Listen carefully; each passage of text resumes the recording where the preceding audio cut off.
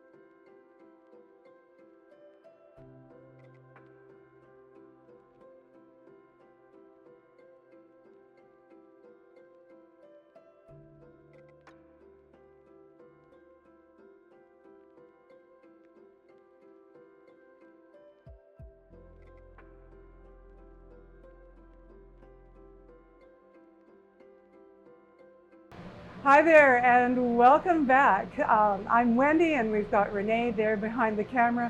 I'm here with Chef Julian and we're in Penticton, right down on the waterfront in this beautiful restaurant.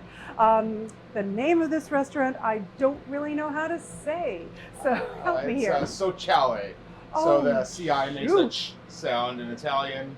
You won't be the only one that doesn't know how to say it. I tell people all across town where I work and they say, where? Yeah. I normally tell them social with an E on the end. Sociale. Sociale. Sociale. Are you Italian? But you also have to, no, not at all. Sociale. Because you're not. Yeah, you look more like German and English backgrounds. Hey, yes. Yeah. German, kind of Russian, Viking over here. I look like a Viking, that's for sure. sure. Yeah, we can Viking it up. Okay, so I'm here with my Viking fake friend. And we're at Sociale. And did this restaurant have different names? Is it the daughter of another restaurant? So this restaurant is an offshoot of Villa Rosa, which was a long-standing institution in this town. Kind of famous, right? Yeah, it's now currently a hole in the ground up on Westminster. Oh, famous hole. Yeah, they're building townhouses and commercial property. Oh. So I'm hoping we're going to move in there soon. Yeah. Whenever that's finished. For now, we're here on the waterfront. So you'd move from this location? We would, I don't know if we'd keep both or not. Ideally, I just want a little bit bigger of a space to do what we do. We don't even have a walk-in cooler, so it kind of limits the amount of things we can do. It does, but what great visibility. Yeah. You've got that lakeside patio. We walked past it on the way in. People out there already.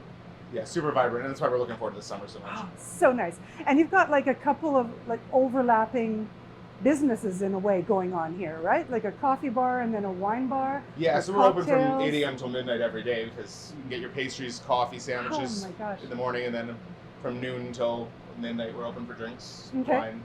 So tapas, small plates? Small plates for the most part. We've got some larger size pastas, but they're designed for sharing. Okay. So we kind of limit the longer pastas because they're harder to share at the table, Yeah, and messier too. Absolutely. What do you think, okay, personal opinion, what do you think of pasta as a date food? As a date food? I mean, you really want to get to know somebody. Put them in front of spaghetti. Yeah, I mean, I don't know. I mean, it's a personal thing, but to me, a healthy eater, that's a sign of good times to come. There you go. What about a messy eater?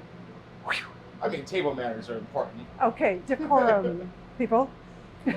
I think that's kind of across the board. Yeah, I would say so. I wonder if that's how evolved, like that part of our culture evolved. It's like it's a way to tell if somebody's housebroken or not. Yeah, absolutely. Really fast, right off the bat. I mean, I can always remember my granny and how we'd eat pasta on the British side of the family, and it's tough to eat pasta British because you can't even turn your fork over, right? It's like it's tough.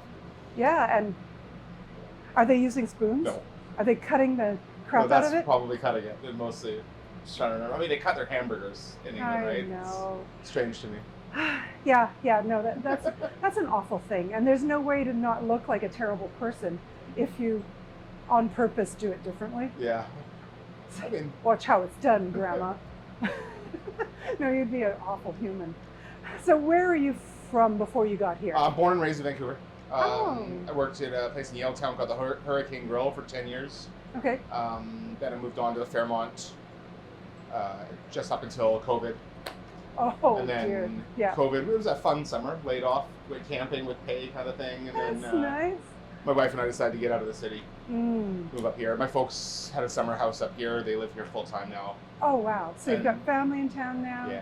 And it is a nice place to land, isn't it? Yeah, my wife's from Calgary, so Okay. she doesn't like the rain much. So we picked Yeah. one of the driest places you It's can dry. find. Yes, indeed.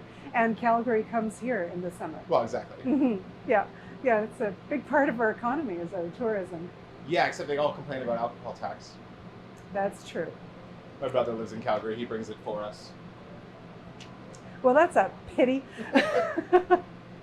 I wish we didn't have that, or the trade barriers with moving our wines and spirits and things across the country. It is 'Cause changing. It's we make challenging. some amazing stuff.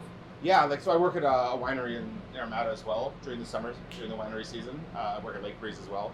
So Oh but my yeah, gosh. talk to some of them Lake about the Breeze? Yeah. I've been trying to get in there. Maybe we can pull some. Mark most likely won't go for an interview. Just threw him under that bus. Mark.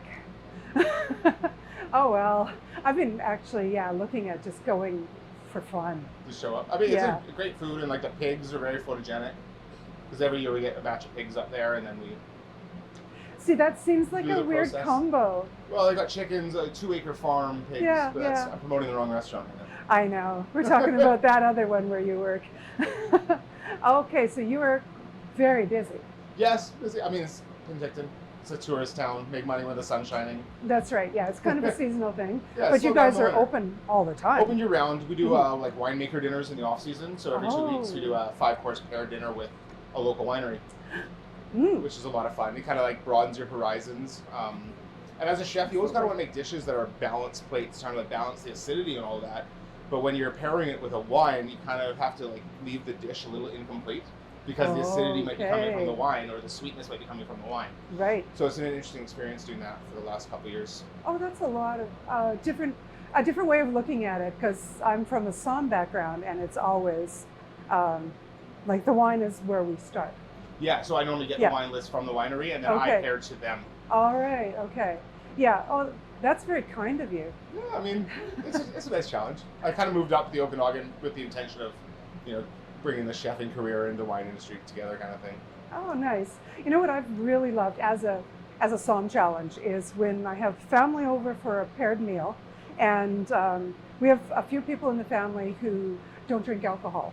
So what are flavor, weight, tannin, Yeah. quality equivalents without going to zero alcohol beverages, which are right now they're not there yet. They're For coming me, there. I mean, they're coming. The Some of mocktail the- program's getting good. Some of the beers are pretty good. Yeah. I'm having trouble finding equivalent weight-wise. Like the weight seems to be missing. What would you pair, like here's a off-the-cuff challenge, something that's going to require almost a tannic reds with a lot of body, but the person is not drinking alcohol. So you're not pairing it with, you're going to normally maybe put a cab sauv, let's say, in there. And instead of doing that, what are you going to put in there? Because that's, Like I have as a trouble. drink, as a beverage. As a beverage, I mean, I tend towards like a smoky or maybe a smoky bitter, and then dark fruits kind of thing. I would say. nice. You know, Okay. Maybe cherry, but dial back the sweetness using some bitters. hmm Yeah, so you can modify the impression Right. of sugar content. Right, I'm going to be working with our bar team on making shrubs, which are basically you take fruit and vinegar and then cook that down, and then you add soda water to it. So you Oh, can do wow. a lot of different non-alcoholic drinks, which is, I think, the way of the future for the restaurant industry. I think, yeah, You need to that, have lots of options. it is exploding. Oh yeah, Yeah, a lot of people just want to skip the hangover. yeah. Yeah, It's also less calories. less calories and fewer regrets. You can still drive. I mean, I know, yeah, it's good to be able to still drive. Drive yourself home from dinner, imagine.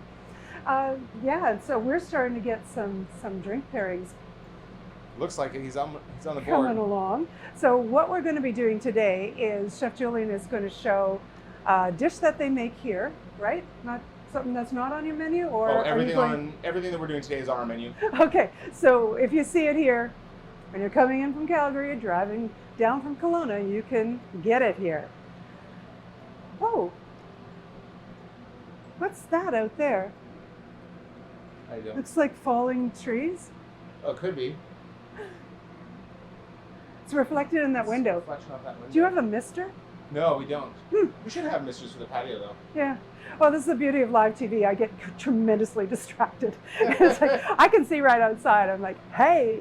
That's a reflection like off lake. Off the lake, but it was cascading for a second. Alrighty, somebody has something going on in their window. And I'm the creeper that lets you know. All right, so we're doing things that are on your menu, and you've got them all. Yeah, most of my mise en place is ready to go. Okay, so why don't you just start with whatever is first, and I'll ask you questions because I'm curious as you go. So what are we starting with? We'll start with the smoked duck carpaccio. So that's a king cole duck from Ontario, which is a sustainably raised duck place. And my torch, which I misplaced, is right. So you said sustainably? Sustainably raised duck in Ontario. I thought you said insanely. And then we're going to give it a quick torch. Just kind of like a brewery style sushi. Okay. You give it a quick torch, it kind of ups that smoke flavor, renders a little bit of the fat of the duck skin there. You have a pretty major torch. Yeah, it's not bad. I mean, we do torch some desserts as well. Italian meringue's really great when it's been torched. Right. So, as it's carpaccio, we still want it to be, on the raw side, but it's cured and smoked. Then we have our garnishes, which may actually still be over here. Yeah. And so we have, it's rosemary aioli.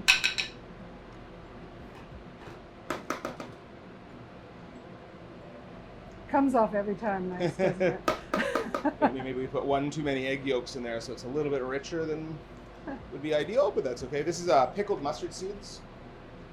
Kind of gives a nice acidity, depth of flavor. It's pickled with a little bourbon in there as well. And then this is blackberry balsamic caviar. So we infuse the vinegar with blackberries, mix it with agar, which is a seaweed derivative. Mm-hmm. It's like a vegan gelatin kind of thing. Okay. Pair that on there. So it kind of resembles caviar, hence the name. Does it add any umami, like seaweed products? Yeah, and a little bit of sweetness, a little bit of acidity as well, because Okay. the duck is so savory, a little bit salty, so we kind of want to put it up.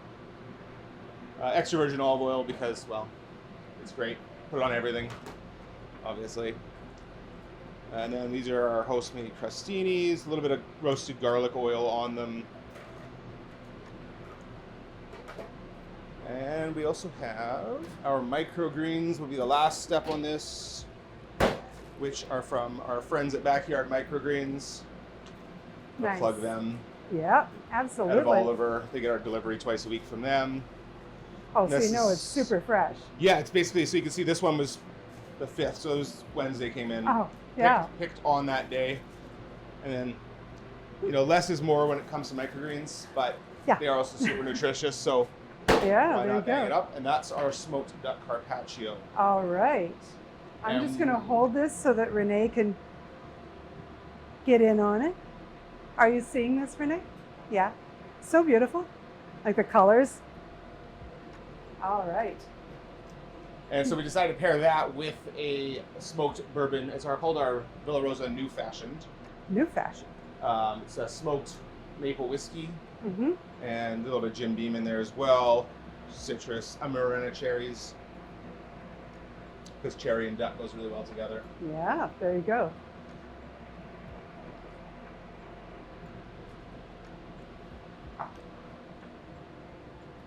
Okay, how do you suggest we eat this? I would normally suggest a fork, which we don't even have actually any forks No on hand, do forks. we? Should have thought about that one in advance. Okay, well, We could always, I could probably manage with a spoon or a Spoon. knife. Spoon is the new fork. Should have thought about that. Actually, you know what? A turning knife will do the trick, I would think. Extra scary. There we go like that. Yeah, this is not working as well as I hoped, but hey, little rod. Shall I offer you one? I want this. There you go. Renee.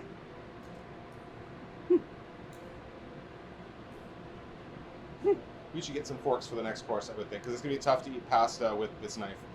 Yeah, we'll see if there's anybody in the past, we'll call them in.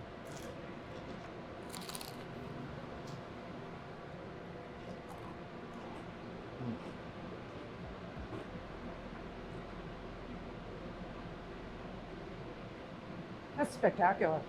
Thank you. Just thinking, I don't know if I've ever eaten anything that crunchy with a microphone this close to my mouth before. Hyper aware of that sound. Oh yeah. Wait till you watch the video. Tam, may I? Could you pass us some forks, please? Like lots. So, like, 20. More forks than you think anyone needs. Please. You know how I go through spoons? That's exactly it. There you go. Look at that. We've got 40 forks in the pass. No, this is amazing. The textures, the balance, like everything is right on.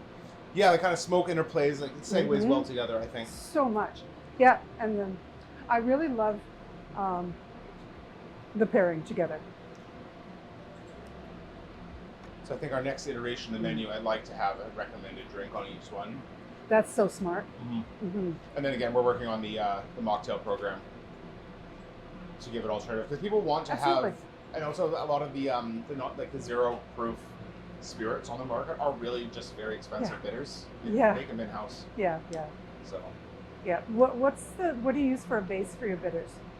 we have a huge range of bitters out there that I'm not sure which the company that makes them is. I just know we don't use Agnostra bitters at all, which is strange because the standard one. It's the basic, yeah. Yeah, so They're not the basic bar. They use fancy bitters. Yeah, no, that's amazing. How would you encapsulate why somebody should try at least a pairing that's suggested on the menu? It's that it isn't just randomly put together.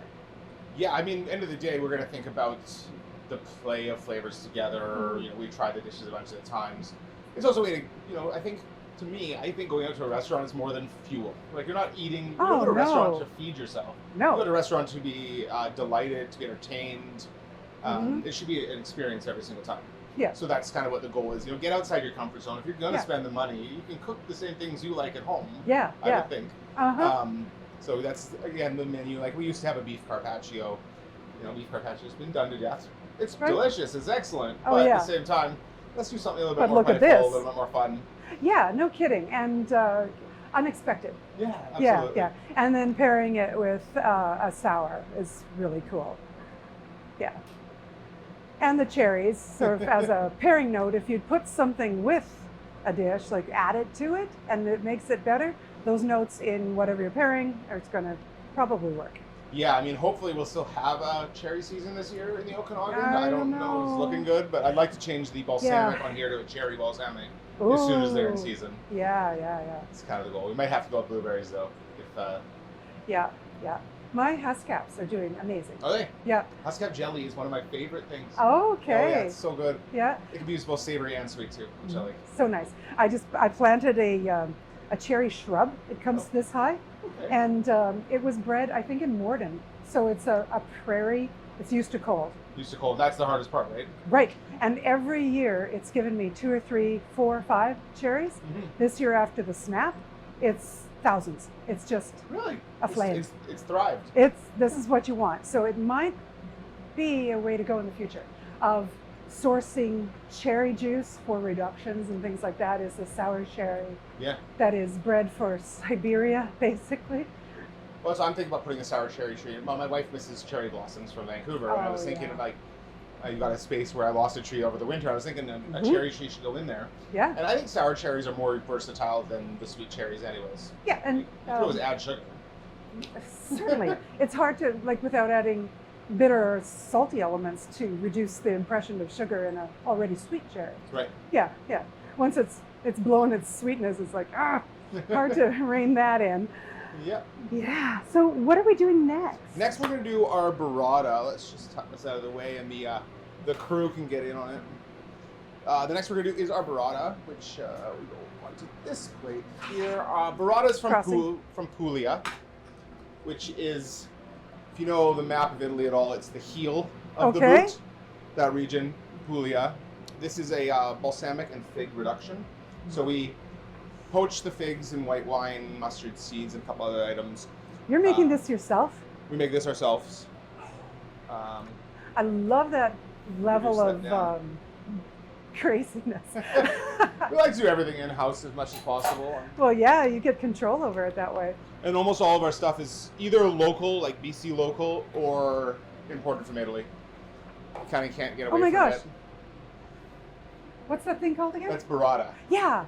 I was explaining this to somebody. It's like baby cheeses inside of a big pregnant cheese. Yeah, so it's basically fresh mozzarella that's been basically infused with cream to give it like a buttery texture inside. It's all the rage these days. Dang, it's so complicated, and such a wild looking thing. Yeah, and that's why I'm hoping our next restaurant's a little bit larger. I'm kind of asking for some space to make mozzarella in-house. Oh, yeah. Get some local unpasteurized milk and do it ourselves, because why not? So this is prosciutto, San Daniele prosciutto, which is the less famous than prosciutto di Parma. Okay. That's from the northeast Emilio region. What's the difference between the two aside from region? That one, so the San Daniele is a little bit sweeter, a little less nutty, a little less dry than the prosciutto di Parma. Yep, okay. A little bit more floral, it kind of gives a little more play, less funky, I would say. The prosciutto di Parma can be really quite funky, and it's a little intense for some people. Yeah. What else we got here? It would probably overpower your pregnant cheese ball. That's the thing, right? Because the burrata's, it's creamy, it's savory, it pairs well with a lot of different things, which is kind of what we got going on this dish here. These are the figs I mentioned before. They're a dried fig that we poach and rehydrate. I'm way too excited about dry figs. These are so cool. And we've got our Castelvetano olives. So they're not a brined olive. They're good for entry-level olive eaters that people don't necessarily love an olive. This is much less salty, much less briny, almost Renee. buttery texture. This is your olive, Renee. And then we're going to go with... They have a different bite and texture too, don't they? Yeah, absolutely. They're like a firmer, almost like you're biting some sort of a grape. It's almost it's fresher, I would say, as opposed to like the dryness or mealiness almost of some olives. Yeah, or just pasty and they like pop through a skin and then pasty and then choke to death. Yeah, like a Kalamata is kind of like that. It's almost like mushy in the middle before the pit. Yeah, like you can drag it across the plate if you want. Oh, wow. And then we got some pomegranate. This is complex. We have right up here is the fructus olive oil, which is Arduro fructus. It's hideously expensive, so we only use it for, just a bit of finishing. Okay, tell me the difference between olive oils. If I'm just picking up olive oil, hey, it's $5 for 50 milliliters. That's great. Probably not olive oil. Okay, so I'm not going to be super happy with my results, am I? Well, that's the thing. I mean, so we use three different types of olive oil. Our extra virgin olive oil, which is our all-purpose one. That's a Cola Vita. That's an 100% Italian one, as is the fructus finishing one. And then we also use pumice oil, which is basically after they made extra virgin cold pressed olive oil, they take all of the leftover pulp and they grind it and then make pumice oil, which is like a high heat cooking oil. Okay. We're trying to move away from seed oils because there's a lot of information coming out about that now. So we're trying to not use. Because we're all inflamed all the time. Well, that's the industrialization of food has created it. So other than the deep fryer, we don't really use any seed oils. Even though I cannot be convinced that sesame oil can be bad for you because I mean, how can I make half my Asian cuisine without? Yeah, it's an ancient oil too. Right, and I mean, again, you get what you pay for. Yeah. I was reading recently though, so that there's not enough olive trees on the planet to produce as much olive oil is produced on the planet. Ooh. So that's why they're saying the cheaper ones you get at the grocery store are probably mixed. Yeah, I've read that olive oil and honey are the two most fraudulent products. That and seafood in Canada. I think UBC did a study a couple years ago about how much mislabeled seafood there is at the grocery stores. Oh, shoot. I know, it's Renee's like sad. what else we got here? We got a little bit of Malden salt, which is a nice flaky salt. Oh, gosh. It's got a huge crystal size. I don't know if you can see that there. Very flaky. Amazing. So it's not dense. It's not as salty as sea salt would be. Right. It is still sea salt. It's just big flakes. And lastly on this dish, we're going to go with some toasted pistachio. Pistachio. And oh, so pretty. voila. So it's got, we got a lot of different flavors going on. Oh my Every gosh. bite's going to be slightly different. Okay.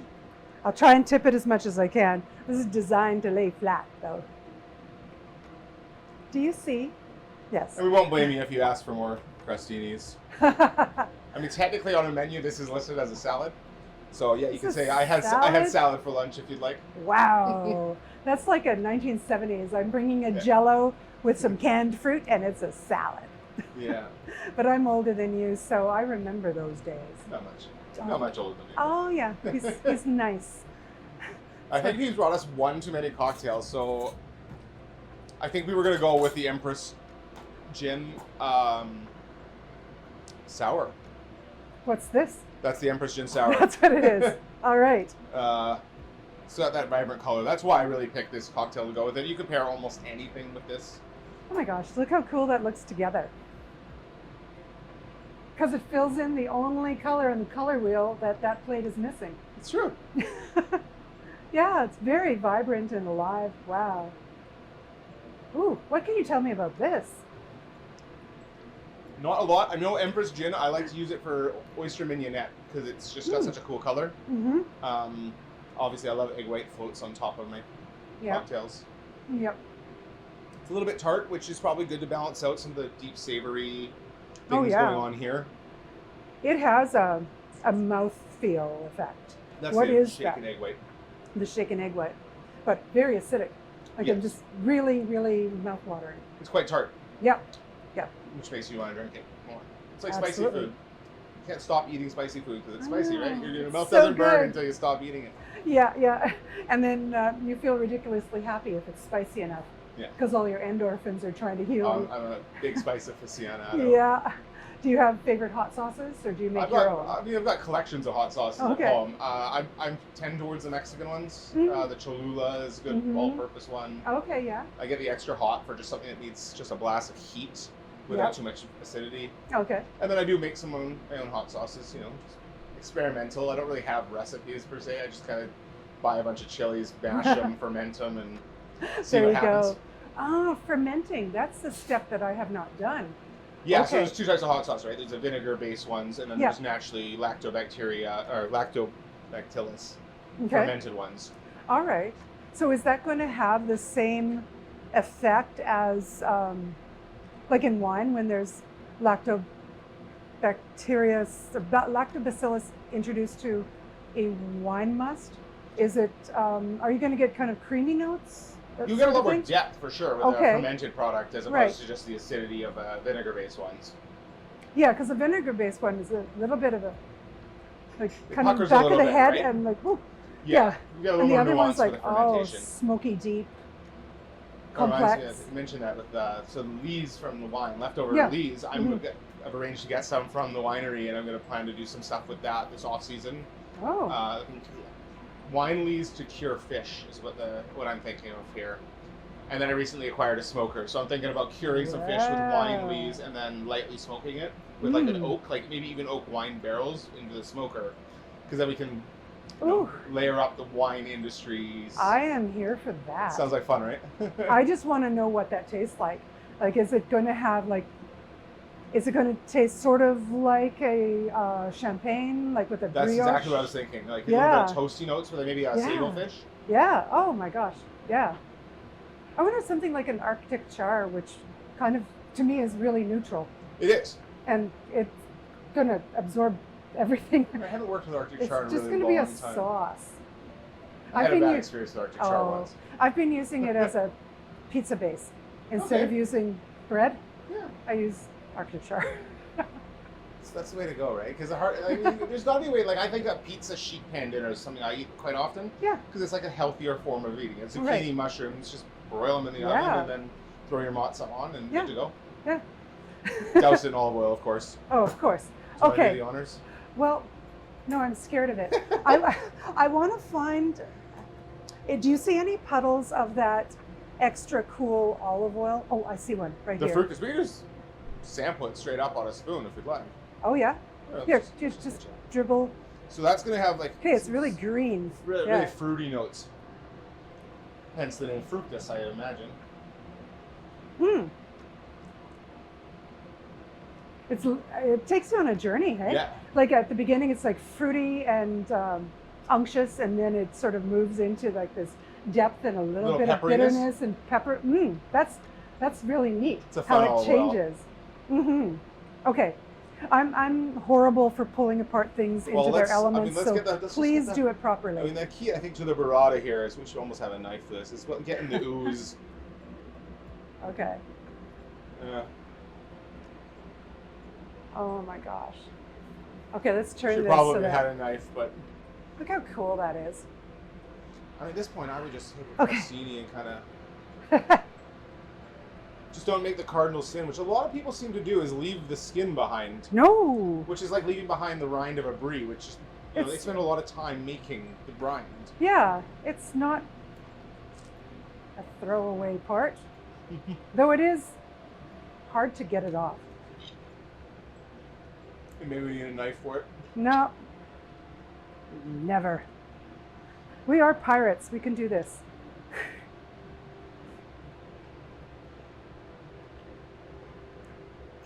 Okay.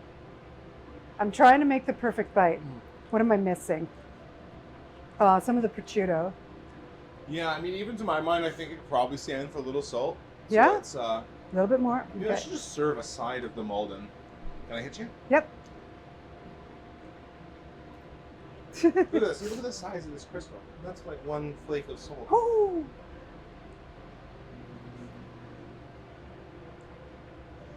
That's the kind of salt we used in WSET training to make sure that you understood how salt pairs with wines.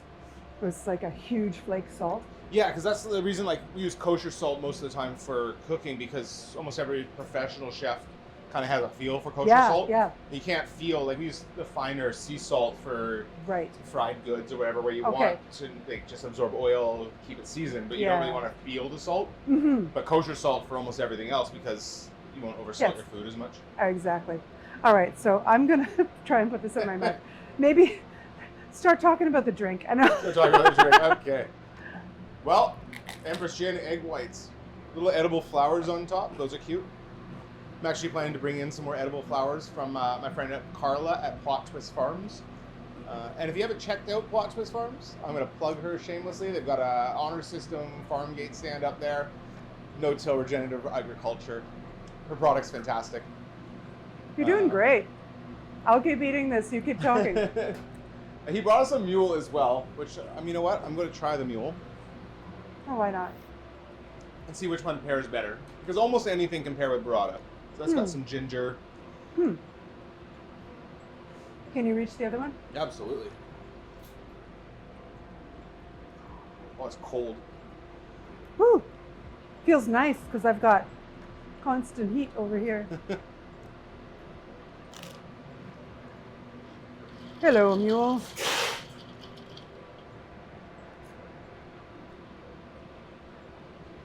Oh, that's solid. I mean, that's very, very refreshing. And proper gingery. Proper ginger beer, right? Mhm. Not ginger Yep. ale. Like, ginger beer should be ginger. Or Yes, yes. So I've been making my own ginger simple syrup for just this, and it's been a lot of fun. Yeah, Like- I make ginger simple syrup at home. Or Yeah. use ginger for everything. Like when I'm making, I make a lot of Asian food at home. I was just cut the ginger skin off and just pour some just under boiling water on it, let it Oh, steep, and then yeah. you add ginger tea. It's great. Yeah. And if you're feeling a little queasy, it's the thing. Yeah, I don't think you can get too much ginger in your diet. Definitely not. I just want to pull one of these olives along. So it's a That's fun what I was olive, right? expecting. Hmm. Yeah. It has a different color than the other olives as well. There's Right. It's not. It's like to the yellow, Mhm. like khaki yellow.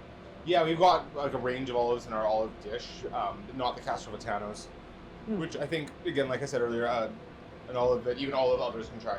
Mm-hmm. I'm actually going to smoke some of those next time I get the smoker going. Cold smoke the olives. Oh. That's shamelessly stealing that. We used to serve that at the Fairmont when I worked there, so Oh, okay. I'm just going to poach it. The best ideas are stolen and then modified. There's not all that much actual new ideas in the culinary industry. It's just combining experiences. Yeah, exactly. I mean, food is basically an expression of our history and our past. Yeah, I it think Anthony is. Bourdain said that. And kind of current, like what is your microculture? Right, absolutely. Like where are you right now, and does this speak to that? Yeah, and I mean, maybe I'm biased, but I think I grew up in Vancouver, and that's probably one of the best food destinations on earth. Mm-hmm. I've been to China. The Chinese food in Vancouver is better. Oh my gosh. Yeah, we're lucky to live where we live. Because I mean, they kind of subscribe to the slow food movement and the 50-kilometer diet thing. I mean, it's kind of hard to do. It's kind of hard. The ocean's there, but you know, if you go to Chilliwack, call it 100 kilometers, you can get almost everything. Yeah. Other than coffee and olive oil. Yeah, coffee and olive oil, those are... There is someone in Vancouver Island that's growing olive trees, but I think olive trees take How like are they doing? 100 Like years 100 to years, get to fruition. Yeah. So it's probably not going to be anytime soon we're getting locally made olive oil. No kidding. I'm going to put this one over there so that nobody steals it and Renee can try it. Absolutely. I'm going to do the same with this. Because you're going to want to try these when we're all done. I know you are. Stop. Okay, so she's just like looking at me like, oh, I'm not, but you are. Okay, I'll get this out of the way. I think we're gonna go with our clams, our vongole sociale. We don't have any sociale named dishes at this point. Oh, okay. So this is new to the menu as of tomorrow. It's our feature right now. It's coming out on our lunch menu. We're gonna release next week. Okay. And I like the idea of social clams. I don't know why. I think clams would be like, of all the mollusks, the most social. I don't know why. Probably mussels actually would be, because... I hope somebody does a deep dive on that and comments about the socialness of mollusks. Clams, there's a clam bed, right? They're all like together? Yeah, but they grow in sand. So, theoretically, it'd be really hard to communicate under the sand. Yeah. When mussels grow on like a pier in a pack, like they all clump together, so probably mussels are probably the most social. Yeah. I like clams, so I put clams on the menu. And what are we calling this? Vongole is the Italian clam dish, so vongole sociale. Is that with a V? V. Vongole. Vongole. Vongole sociale. So we got some shallots. Nice. Because the difference between home cooks and professional cooks is we use a lot of shallots and a lot of butter. Yep. You ever want to improve your food at home? More shallots, more butter. More shallots, more butter. Salt. The difference between just throwing in a red onion. Red onion's a little more harsh. Shallot's a little bit more nuanced, a little more delicate. Can I tame a red onion by soaking in water? Yeah. Yeah, if you're gonna make a red onion into a salad or even on a burger, sometimes just rinse it in cold water. Okay. And it'll take a little of that bite away. So I'm gonna go right behind you here. So we got some shallots. We're gonna add a little garlic. Just our California garlic there. Nice. So it's California garlic because it was grown in California? Yeah, it's from California. I mean, we might get the locally produced elephant garlic, but that means I need to hire a guy to spend his days peeling garlic, and you can get the peeled stuff from California. We've got our clams, Manila clams, sweet little tender ones. Show Renee. Similar. How cute. That's a big one right here. They've been purged in salt water, so you get all the spit any remaining sand out. Yeah.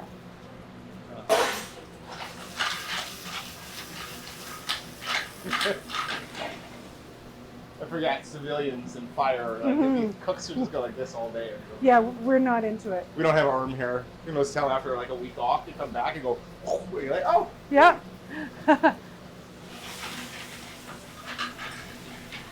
No, I'm taking my civilian butt this way. I still feel heat with my fingers and sharp things. Yeah, no, I don't. Yeah, not at all. A little bit of salt. Nice. Have you ever had a kitchen injury? other than just burning your hair? Many days. Yeah. I can't even count how many stitches I've had. I mean, not all kitchen related, but I had once where I dropped a pan of beets that were roasting in the oven, and the olive oil splashed right up in my face. Ooh. I got sent to the hospital, and I got there and I had blisters on both eyelids, so I closed my eyes fast enough. Good for you. So that's a pound of clams right there. We got some sambuca. Super Italian. Yeah. It's going to add a little sweetness. It's going to make some fire, which is fun. Were you on that, Renee? You got it? Yes. You can do it again if you need. Oh, sorry. We have some because that's fennel the broth glory down here. moment. And this is some fennel broth that we make from the greens and trim of the fennel because. Oh, fennel. Okay. Waste So not, we're want building in sort of those licoricey sort of flavors. Yeah, the sambuca, the fennel play really well together. Mm-hmm. Very almost- easy, similar flavors. They're twins, yeah. Now, Nice, most nice. times we would you could put a lid on it, and that's going to make them steam and cook faster, but I kind of want that fennel broth to reduce a little bit. Okay. So we're going to do that. Just kind of let it go for a minute. This one right there might take a little extra coaxing to get done, but... There's a lot that are popped already. Boop, boop, boop. And then we've got some bread that I cooked off earlier. So tell our friendly home cooks what they should do if they buy these mollusks and they are already open. So clams are one of the safer of them all because, again, Okay. they don't grow... Like mussels, don't mess around with dead mussels. If they're dead before they go in the pan, they will not open. And you know Throw it they're away. dead because They won't open. they won't open. Yeah. Clams, Even if you knock. Not such a big deal just because of the risk of illness where clam is much more minuscule. Okay. Generally, I just sort my seafood before it goes in. So every morning I come in, take all of our clams, go through it. Any broken shells, it's dead, throw it away. Anyone that won't close up, same with mussels. If it won't close, it's probably dead. Don't risk it. The nice thing about buying clams from like a grocery store is they're normally in a water tank. They don't need to be purged at home. Oh, good. The ones we get in the restaurant, they come in in a net straight from the ocean. Wow. So we need to purge them overnight. Yeah, yeah. And so that's just spitting out sand. Spitting out sand. So we add a little bit of salt, cold water, and then either cornmeal or black pepper. I put black pepper. It's an irritant. Okay. So it makes the clams unhappy. They purge any sand debris that's inside. So they're almost all open now. Except for that big last one. Now's where we're going to add... More butter. Yeah, not going to lie, we're going to put... So much butter. Oh, that's... I mean, I think, again, Anthony Bourdain I reference a lot because he's kind of a personal hero. I mean, to all generation of my cooks. Oh, yeah. That's some baby dill. Whew. That just... cloud of dill. That's amazing. So fresh. And, we've got some lemon juice over here. Just, I mean, seafood loves acidity. So we add a little bit of that.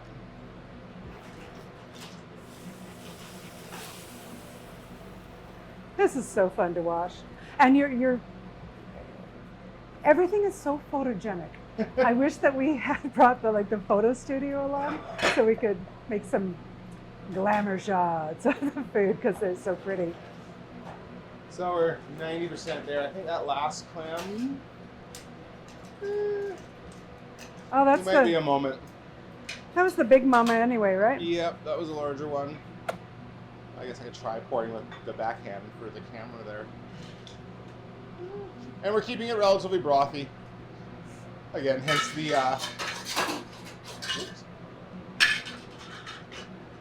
because the bread that we serve with it. Oh, okay.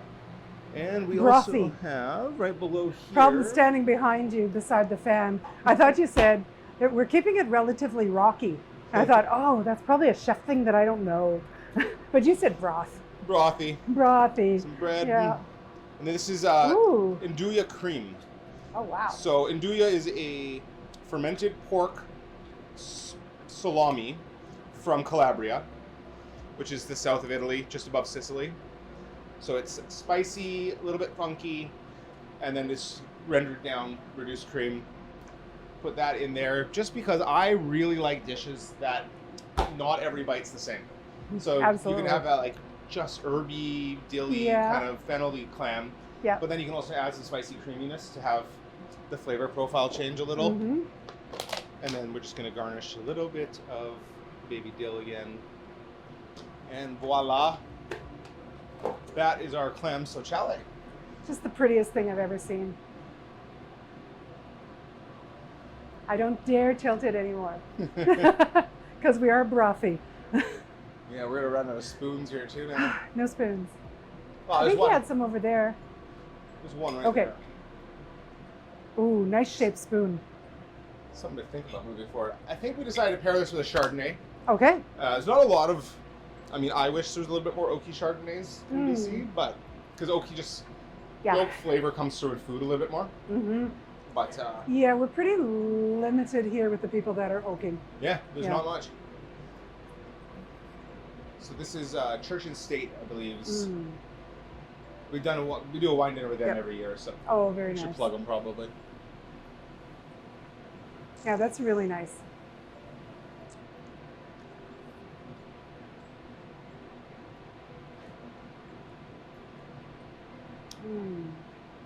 Didn't really pick any food that is great to eat on camera. Like you got the crunchy of the crostinis of the last two dishes, and then the darn clams, messiness which, of this one. Oh well, we can edit all our weird sounds into some kind of video that helps people sleep. The sounds of eating. I'm sure there's something. I mean, there's got to be a Korean market. eating videos out there. Or Oh something yeah, like yeah. We'll start you an OnlyFans. Mukbang or something along those lines. I think is what it's called. Oh gosh. All right. Okay. How are we going to do this? I mean, ladies first. Oh jeez. I'm nervous of screwing it up because it looks complicated. Well, Yeah, I mean, I would just go with get the bread into the sauce first. That's Yeah. what we're really all about here. This is the broth.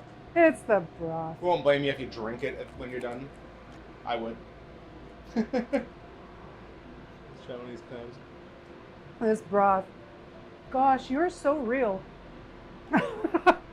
It's always fun to find a chefy chef. The nice thing about clams, actually, is kind of making their own cutlery. Because you can just take the other shell, or just slip it. Okay, show me how you did that with the other shell. Can you get in on this, Renee? Because this is skill building.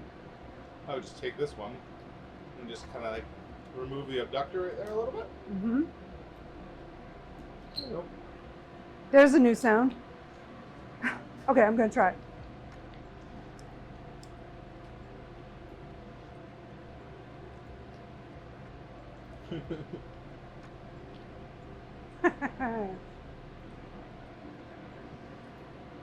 Okay, we're gonna try it with the Indian cream. To be honest, I haven't even tried the completed dish yet because we rolled it out yesterday. Oh, wow. It is so amazing.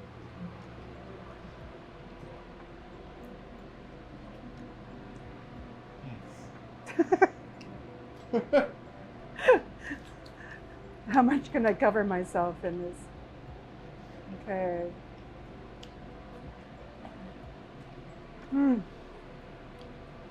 The porkiness, like clams and pork have always been a kind of classic pairing. So the nice thing about this is we get the pork in there a little bit. Mm-hmm. And Nduja, N-D-U-J-A. Yeah. Nduja. Yeah. It's going to be like it'll be as trendy as burrata in the next year, I think. Okay. I have a former Put some money on that. cook of mine used to be, he's from Florence. Wow. He lives in Dublin currently, running a restaurant there, and we were just there 2 weeks ago visiting, and he's got Nduja on almost every dish on the menu. Oh my gosh. So good. Was that my wine? That's yours. Okay.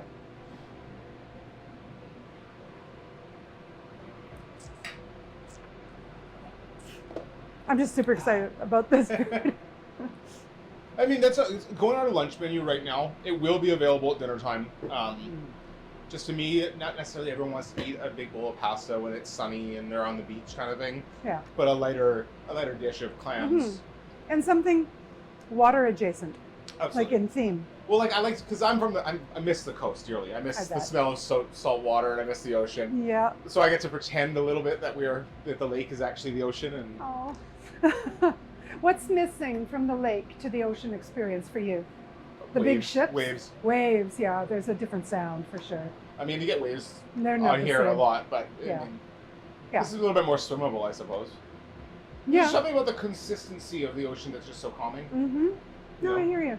You kind of puts your place in the world. Yeah, it's almost like listening to the earth breathe. Yeah, Yeah. it makes your stresses kind of melt away because you're like, well, you're insignificant compared Right. to the ocean. And this huge Or- thing that's yeah. always been. Yeah, Yeah. I like that. A little bit of philosophy with our, and do you? Should we move on? Yeah, let's go. Okay, we are next. So to me, Italian food is,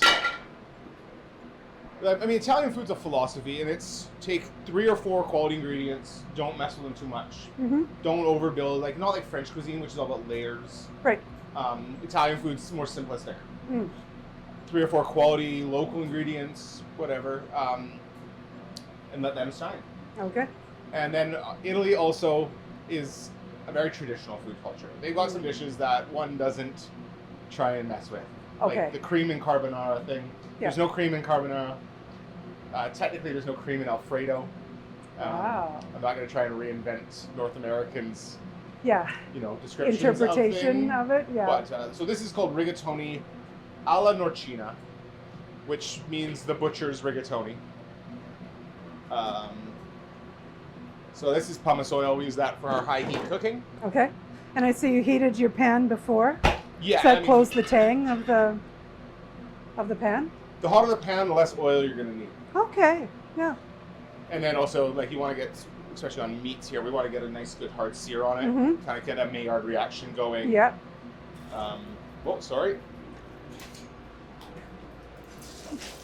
Civilian runs for cover Let's go to the middle burner. every time. I'm safe over here in my island. And we're going to let that sear for a minute or so first. Again, if you touch the food too, I mean, the food will tell you when it's ready to be turned. If it's sticking, it's not ready. Yeah, yeah. Yeah, it just disengages once it's ready, right? Yeah, absolutely. And this is a custom ground fennel sausage from our supplier. It's a 20-80 for the fat ratio. Mm-hmm. And then it's ground with toasted fennel seeds, little black pepper. Very nice. Comes in loose like that because, I mean, end of the day, why buy sausages in cases and then take the casing off when I could just Yes. get this custom Yeah, ground? yeah. And decasing sausages is a pain in the butt.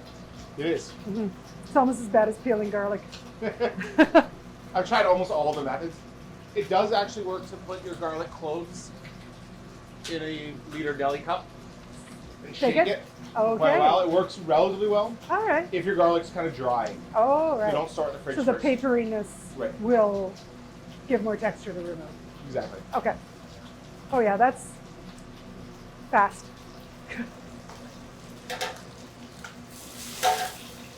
Trying to not get fire. Yeah, it's not quite there yet. We're gonna get it. Well, end of the day, a little stuck on is good. Just creates more fond. I was amazed how integrated the licoricey type flavors were in there. Like they didn't. I was expecting that it would be there, but it's more of a. It's just so well integrated that, yeah. It's like a more of a background flavor than anything. 'Cause Very the dill much. kind of comes The in the dill front, is in the front. Yeah. and then yeah. the licorice at the back with the seafood in the middle, kind of thing. Yeah, and the lemon was sort of under the dill. So dill, lemon, butter, and then more complex after that. But I probably wouldn't have identified the licoricey type flavors. No. I would just felt them as umami or something like that. It's like, oh, it's just depth. It's kind of a yummy, meaty, savory something. They call that je ne sais quoi. Je ne sais quoi. How do you say that in Italian? I have no idea, to be honest. I've been That working was on English. I've been learning Spanish for the last couple years Okay. because the long-term plan is to retire to Mexico, but Oh. or the south of Spain. I don't know. Are you going to cook there? Maybe. Would you be doing anything else? Like, did you have a plan B? Oh no, this is it. This is the thing. My plan B. I'm Okay. in school for accounting, right? Oh, Because COVID no. kind of shook things up a little bit. Okay.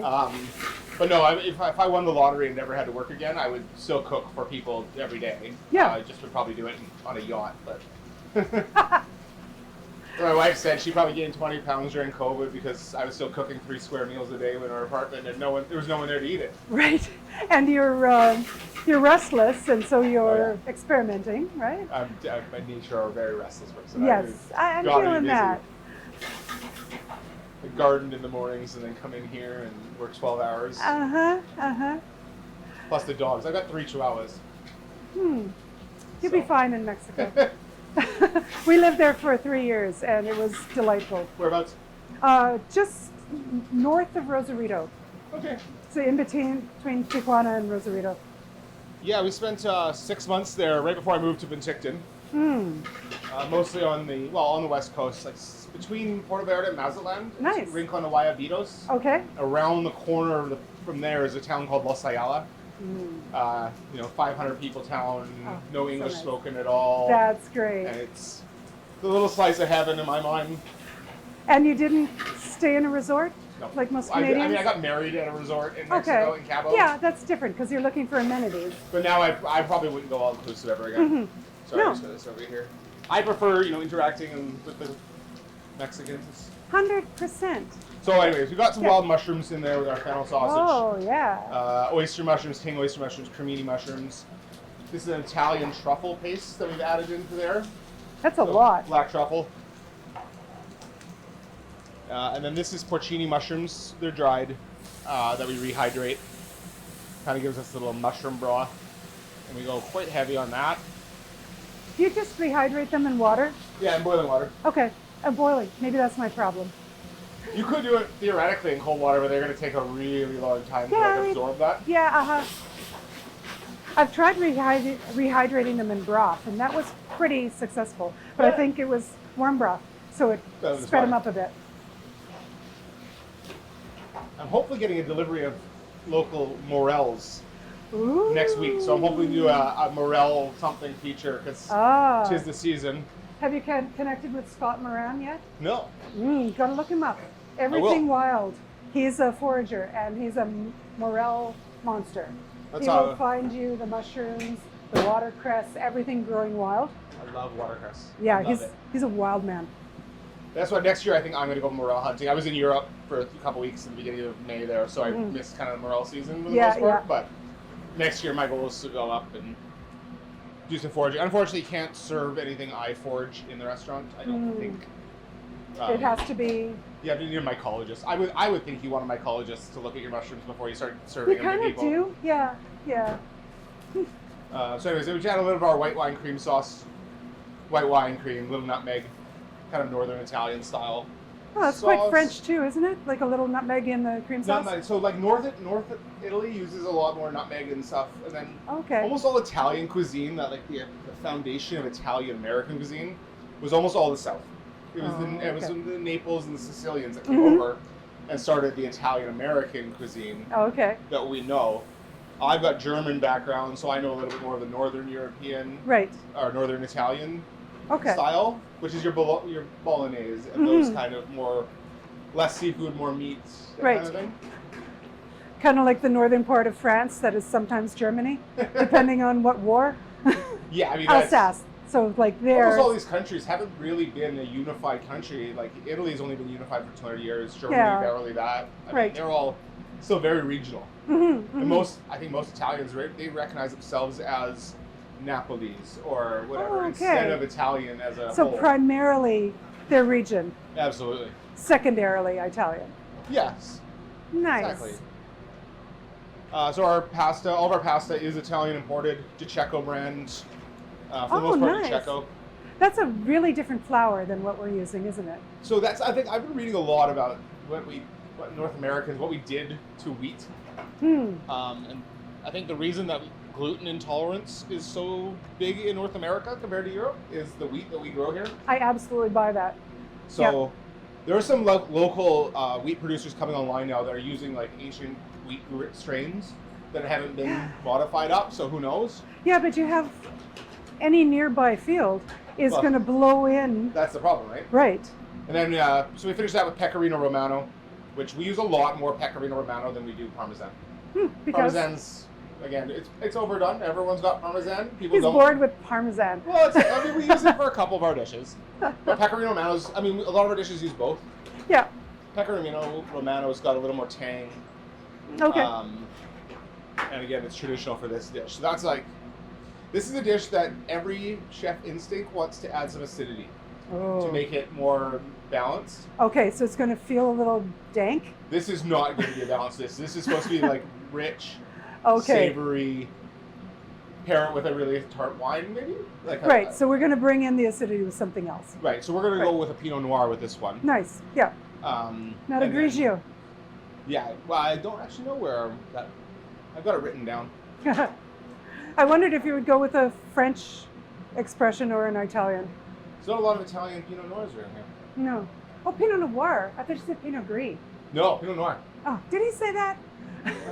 Renee's like, she's not getting into it. My brain just, I think it's from working at Grey Monk too much. Grey Monk. Everything is Pinot Gris. Just taste just in case. Hey. Taste everything. And then we should go this backwards. Oh, I don't know if I can do that. Nope. Sorry. Nah, I don't need to see. She needs to see. I just look because I want to.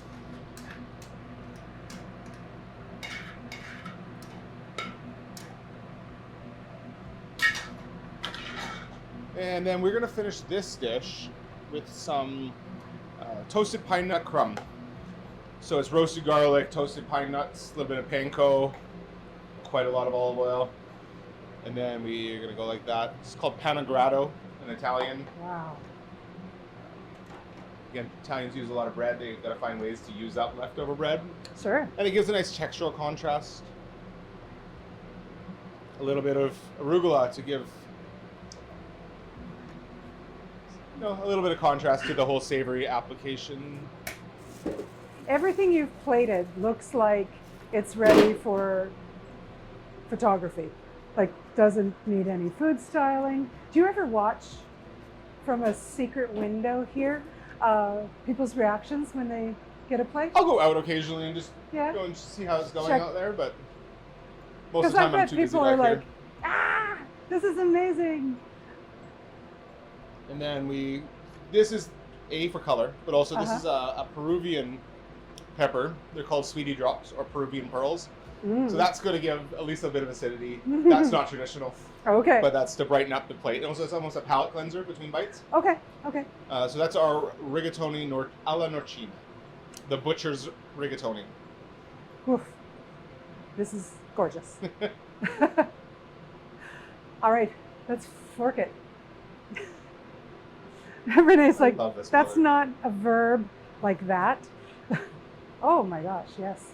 When I first got into wine, it was always big, big reds, and like as my wine knowledge has progressed, it's the Pinot Noir has come to the front. And Yeah. It's delicate, it's melancholy.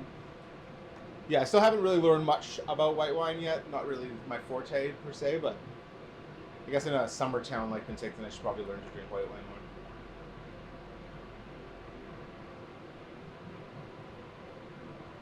This is beautiful. And it's got a big acidic pump, a little bit of earthy, mushroomy. I'm gonna need it. I think you could dupe this with sour cherry base if you got the viscosity right. I'm trying to think of Cherry's Jubilee.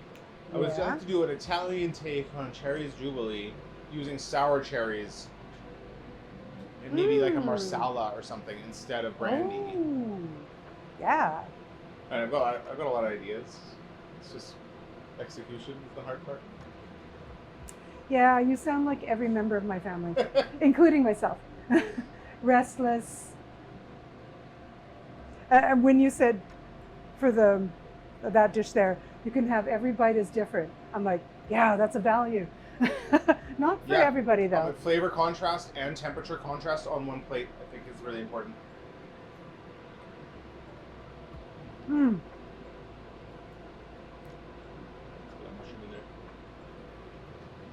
Oh man, I get it. like one of those dishes that you're like, I tried that and I loved it. I tried that and I loved it. I tried that. And this one, you kind of just see God. Well, that's quite a compliment. This is amazing. No, it's just and it's not very truffle forward. So like we did put the ever. truffle in there, but it's not. No, it's not. I'm trying not to use truffle oil Truffle anymore. bomb. Because Overdone. truffle oil is mostly fake. It's mostly not made with truffle. They might put a flake or two Faking in people. there, but there's no actual, like, it's an artificial flavor. Because real truffles are earthy, truffle oils are garlicky. Oh, and, like, yeah. that's not what truffles really Yeah. taste like. If you ever taken, like, a fresh truffle and shave it, Yeah, it yeah. doesn't have that No. pungentness. No, it's different. It's deeper and more earthy.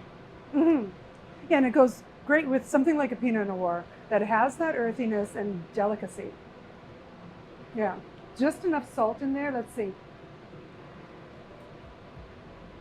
Well, yeah, that pulls up the fruit. Makes it, I mean, that's the ideal pairing to me is every bite makes you want to take another sip, and every sip makes you want to take another bite. For me, an ideal pairing is like a friendship. Like they both make each other better. Absolutely. And they affect each other. They're like, that doesn't stay the same, and this doesn't stay the same. No, like the sum of its parts is greater than 100%. Yeah. the whole. Yeah, and that's what you got going on here. You definitely need to make pairing menu. Well, that's come down the wine season. We do every 2 weeks, I think, in the off season. I'm coming. I'm going to bring Robbie over, see what he thinks. Okay, Renee, that last one, I want to photograph that with the long camera before you eat it. That one, if anything, that one packs the best to take with you, by the way. So that's what I'd recommend. I mean, try it, but. Hey, we got an hour and a half going home before I get her to her house. How much pasta can you eat? So do we have one more thing to pair with Yeah, that's those little glasses? It's a port. It's a locally made port. Oh, well. Because I was going to say port's not Italian, why are we doing it? But it's locally made. I was just actually in Portugal and Madeira Wow. 2 weeks ago or You so. do some fun stuff. We try. I make friends with you and your wife. Last dish was going to be the chocolate espresso budino, which I put one somewhere and I don't remember where. Uh-oh. I'll find another one. There we go. You just give up and drink port. Oh, that's so cute. So, budino is the Italian word for pudding. Bubino. Budino. No. Sounds like Houdini. It's like boudin noir is the French word. It's the same as the French word, boudin. basically. Okay. I should probably That mention that helps. the French, this is my theory, and it's historically backed up. The French learned to cook from the Italians. Catherine de Medici, when she married King something or other of France, Okay. took all of her chefs in the baggage train with her. In the baggage Well, train. in her entourage. In her entourage. Took, They didn't stick you all no, in steerage or something, maybe, did they? who knows? The Medicis were. Put you in the baggage. Yeah. But brought all of her chefs with The her to France. Medicis were. And that's when the French learned to cook. I love that. That's a. Yeah. Okay. Sure. I'm sticking to that. Huh. So it's I'm not gonna lie, there's an ounce of espresso in each one of these. So it doubles duty. Yep. Okay. Does double duty there. Pick it up. Well, it's not really beautiful yet. So it's dark chocolate, a little bit of cream, a little bit of egg. It's a baked pudding, almost like a creme nice. brulee. Okay. Then we're gonna put toasted hazelnuts. It looks textured from here. Is that just air pockets or is that? That's probably bits of espresso something? powder. Oh, okay. No, it's just textured from the baking. Yeah. Nice. A little bit of aeration to it. It's nice for. Aeration. It makes it a little bit like not so dense and. Then. Yep. Unca Lunca. Actually, He says chef words and I make up stuff. Where did I put? Oh, it's down here. Okay, so we got the toasted hazelnuts. And I'm out of spoons again. It's the story of this place. I'm always out of spoons. Anyways, this Where's is that spoon? salted caramel chantilly. Chantilly Wow. just means sweetened whipped cream. It's French. But it does sound fancy. But yes, that's salted caramel chantilly. So we got chocolate, espresso, hazelnuts, salted caramel. Just for a tiny bit more with a little bit of molten salt. Oh. Because if you're not salting everything, your sweets, your salads should have a touch of molten salt. Okay. So should your cocktails. There's actually a dirty pasta water martini that Really? I haven't yet to try, but you literally use leftover pasta water That's to amazing. put in your martini. It'll have a lot of starch in it, right? It has some starch because we keep. Will a different mouthfeel too? Yeah, I would think so. Yeah. Yeah, we keep all of our pasta water because we add pasta water to our dishes. Yeah. Then there's espresso powder, some toasted espresso beans. Just in case you're not up enough. Well, when people leave the restaurant, you want to think about how they feel at the end of their meal. That's why you don't like all you can eat sushi. I went to it a lot as a teenager. We'll never go again because you always left feeling over full. I think espresso at the end of your meal kind of lightens you up. And this is a gluten-free fig biscotti. So it's got some dried figs incorporated, made solely with almond flour. Yeah. So I'm just so delighted with all of this. Lovely. My boy Dave makes the biscottis, and they're actually so good that the cafe wants to start selling them. But as you can see, we don't have a production kitchen for baked goods yet. Yeah. This is, and the other side is just over here. That's our prep hall. My island at home is bigger than our prep hall. Yeah, it's tight. I'm not supposed to say this, but I do some prep at home. Come get me, health board. Okay, forks? We're gonna need spoons. Spoons. Cam! Evelyn! No one will help us. No one can hear you scream in the little kitchen. We might just have to go with forks. Yeah, let's use forks. Every single day I'm gonna buy some more forks or spoons, I think. Do you have a favorite spoon at home? I have spoons I hate at home. I don't know where they came from. Oh. Everyone's cutlery drawer is the same, right? Yeah. You just end up with cutlery that you have no idea where it came from? I 100% do. Renee, do you already, or have you not accumulated crap cutlery? Yeah. I literally debated with my wife 2 days ago Where about does She's this like, come she from? thinks I bring cutlery home from work. I'm like, I don't. Yeah. I never bring cutlery home from work. Yeah. So how are you getting the garbage cutlery? I don't know. It's not so easy with a fork, is it? Well, let's just try. Oh, the port.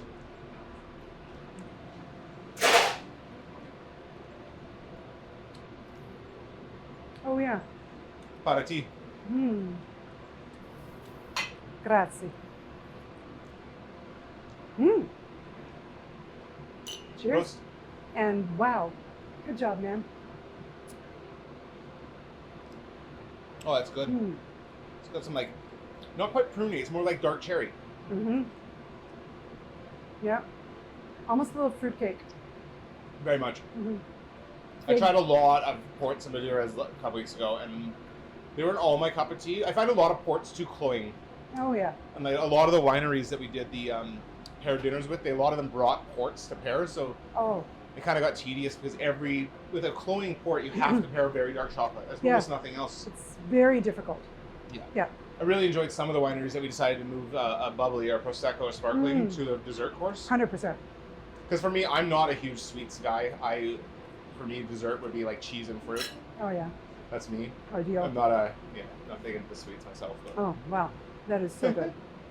All right, so you guys, this is going to be on your summer menu. Everything we tried here. Everything on our menu. Everything is on the menu as of today. All right. Good to know, especially for visitors coming around. Yeah, and we hope locals, to see you. of course. Yeah. I mean, the locals kind of hide, I think, until like September. That's true. Yeah, sometimes we leave town. We're looking forward to it. I mean, this is only my third summer here. It's nice. I'm looking forward to Peach Fest this year. There's the CCR lineup. There's a CCR cover band on the same day, and then the evening is the Elton John tribute. That's nice. And that was one of the last concerts I went to in Vancouver with my wife was the Elton John farewell the real one? tour. Oh yeah, but yeah, I feel a little nostalgic about that. Yeah, like every single song is sing-alongable. So much. He writes really hook-filled songs. He write his own music. Well, I know, but he unfortunately, when I found that out, I thought he wrote his own, but he doesn't write his own words. Yeah, okay, write some music maybe, but not the lyrics. Yeah, and he's never met his lyricist. Really? Yeah. I learned that on CBC Radio. I love Elton John. Oh, well, thank you so much for joining us. I've had an amazing time, and thank you so much. Thanks for having us. All right, bye-bye. Thanks, Renee.